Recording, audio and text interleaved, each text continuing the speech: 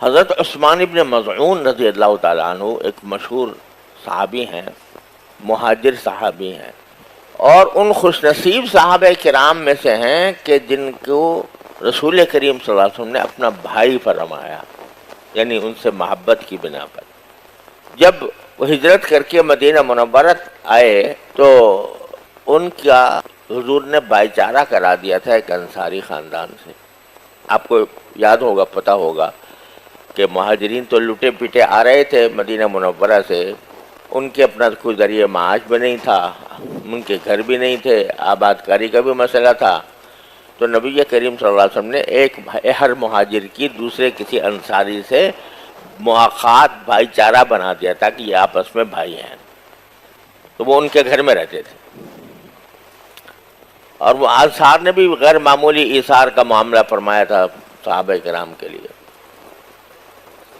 تو اس میں جن کے گھر میں حضرت عثمان ابن مظعون رضی اللہ تعالیٰ عنہ مقیم تھے ہجرت کے بعد، تو وہیں ان کی وفات ہو گئی۔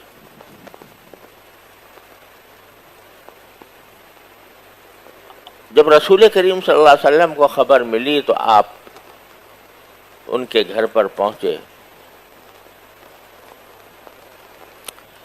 تو ان کی جو ایک طرح سے بہن تھی، یعنی جو اس بھائی چارے کی وجہ سے جو بہن بنی تھی، تو وہ ان کے منہ سے نکلا رسول کریم صلی اللہ علیہ وسلم کی موجودگی میں کہ شہادتی علیک لقد اکرمک اللہ۔ حضرت عثمان ابن مظعون کے لیے انہوں نے یہ کہا کہ اے عثمان، میں تمہارے لیے گواہی دیتی ہوں کہ تمہارا اللہ نے بڑا اکرام کیا۔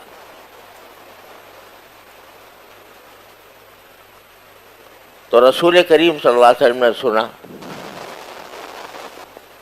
آپ جانتے تھے حضرت عثمان ابن مظعون کو رضی اللہ تعالیٰ، محبت بھی بہت تھی اور ان کے نیک اعمال بھی سامنے تھے،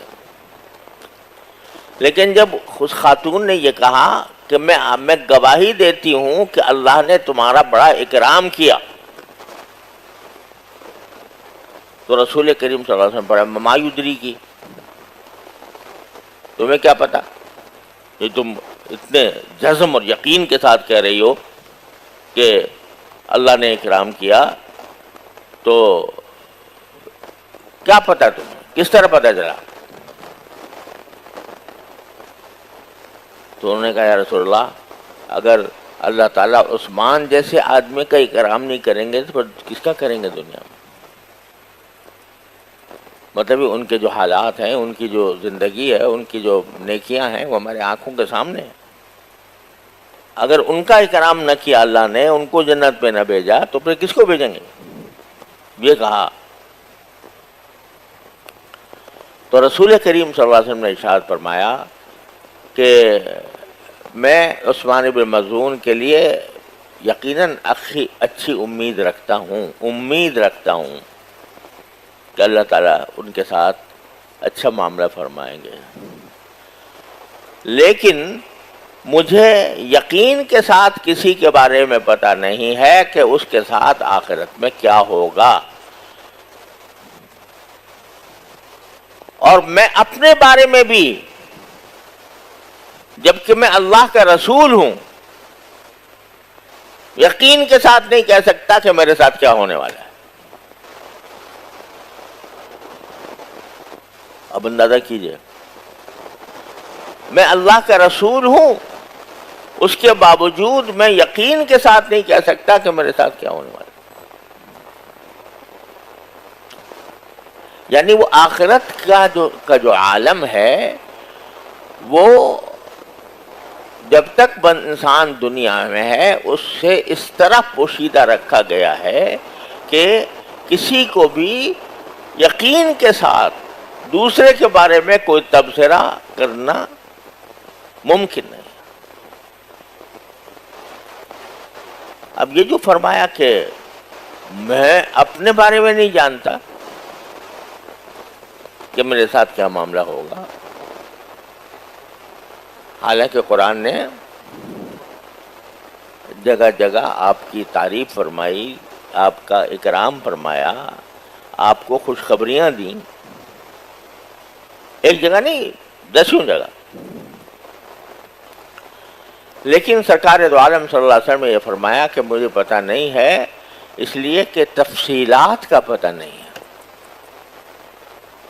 یہ تو اللہ تعالیٰ نے کہہ دیا کہ بھئی ہم نے تمہارے اگلے پچھلے سب معاف کر دیے،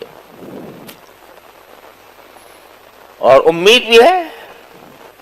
آپ سے زیادہ کس کو امید ہوگی؟ لیکن یہ بتلایا کہ یقین کے ساتھ کسی کے بارے میں کہنا یہ جنتی ہے، یہ جہنمی ہے، یہ کسی انسان کا کام نہیں ہے. تو اب عثمان بن مظعون رضی اللہ تعالیٰ عنہ جیسا انسان، جنہوں نے گناہ سے بچنے کی خاطر رسول کریم صلی اللہ علیہ وسلم سے اجازت مانگی تھی کہ میں اپنے آپ کو عبادت کے لیے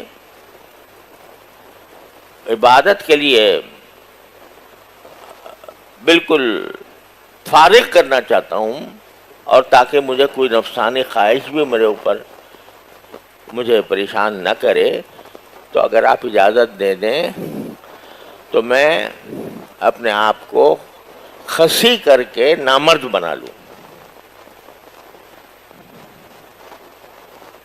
کیونکہ یہ جو جنسی خواہش ہوتی ہے یہ انسان کو بعض اوقات رجوع اللہ میں مانع ہو جاتی ہے.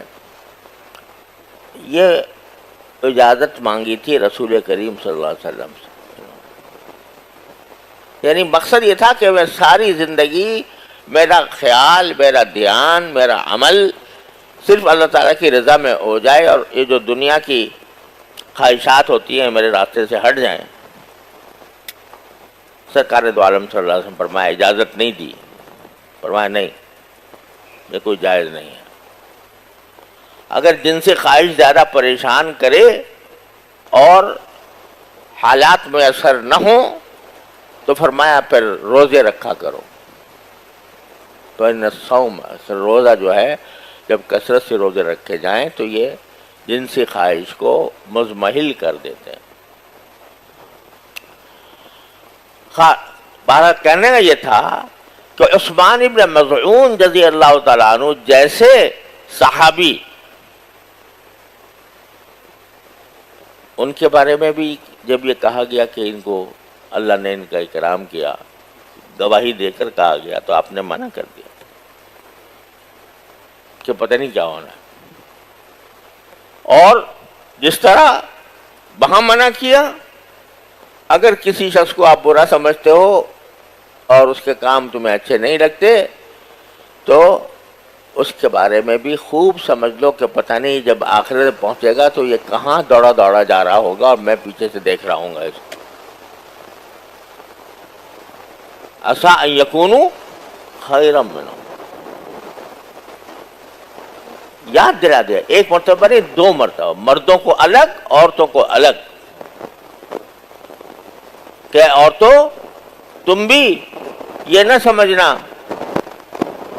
کہ تم فلاں عورت سے بہتر ہو اور وہ تم سے بدتر ہے، اور اس کی وجہ سے اس کا مذاق نہ اڑانا. کیوں؟ اس لیے کہ کچھ پتہ نہیں کہ وہ تم سے بہتر ہے یا تم اس سے بہتر ہو. عسیٰ ان یکن خیرا منہم. کچھ بعید نہیں ہے کہ وہ تم سے زیادہ بہتر ہوں اپنے انجام کے اعتبار سے، اللہ تعالیٰ کے ہاں قرب کے اعتبار سے.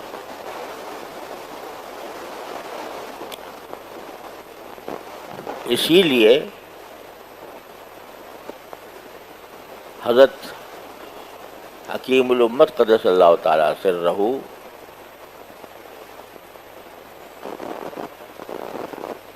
نے ایک مرتبہ فرمایا کہ میں ہر مسلمان کو اپنے آپ سے حالاً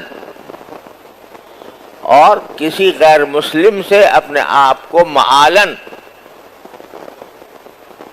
بہتر سمجھتا ہوں. دوسرے انسان کو، دوسرے مسلمان کو حالن اور غیر مسلم کو معالن اپنے سے بہتر سمجھتا ہوں. کیا معنی؟ کہ ایک آدمی جا رہا ہے، عام مسلمان ہے بیچارہ، نہ کوئی دیکھنے میں بزرگ نظر آتا ہے، نہ کوئی متقی نظر آتا ہے، نہ کوئی عالم نظر آتا ہے،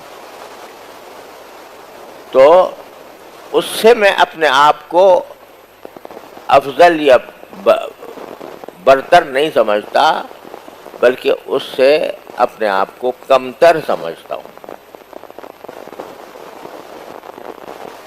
کیوں؟ اس لیے کہ اس کی خرابیاں تو میرے علم میں ہیں نہیں پوری طرح، ساری خرابیاں. میری اپنی خرابیاں مجھے علم میں ہے، میرے علم میں ہے.